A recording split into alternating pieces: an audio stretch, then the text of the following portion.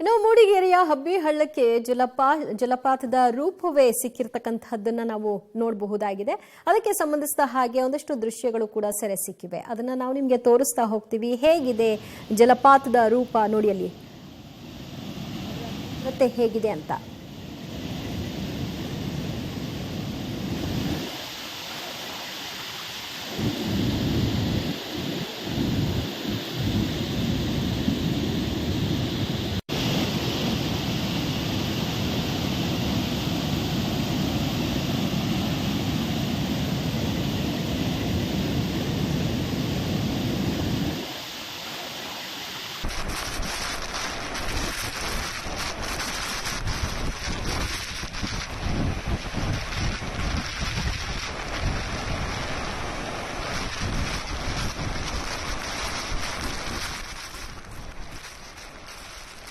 ಮೂಡಿಗೆರೆಯ ಹಬ್ಬಿಹಳ್ಳ falls ಯಾವ ರೀತಿಯಾಗಿ ರಭಸವಾಗಿ ನೀರು ಹೋಗ್ತಾ ಇದೆ ಅನ್ನೋದನ್ನ ನೋಡ್ತಾ ಇದ್ದೀವಿ. ಸಹಜವಾಗಿ ಇದನ್ನು ನೋಡಿದಾಗ ನಾವು ಹಬ್ಬಿಹಳ್ಳಕ್ಕೆ ಹೋಗ್ಬೇಕಂತ ಯಾರಾದರೂ ಅಂದ್ಕೊಳ್ತಾರೆ. ಆದರೆ ಮಳೆಯೆಲ್ಲ ತಗ್ಗಿದ ನಂತರದಲ್ಲಿ ಹೋದಾಗ ಅದರ ಮಜಾ ಬೇರೆ. ಮಳೆ ಇದ್ದಾಗ ನೀವು ಹೋದರೆ ಅಲ್ಲಿ ಬಿಡೋದಿಲ್ಲ.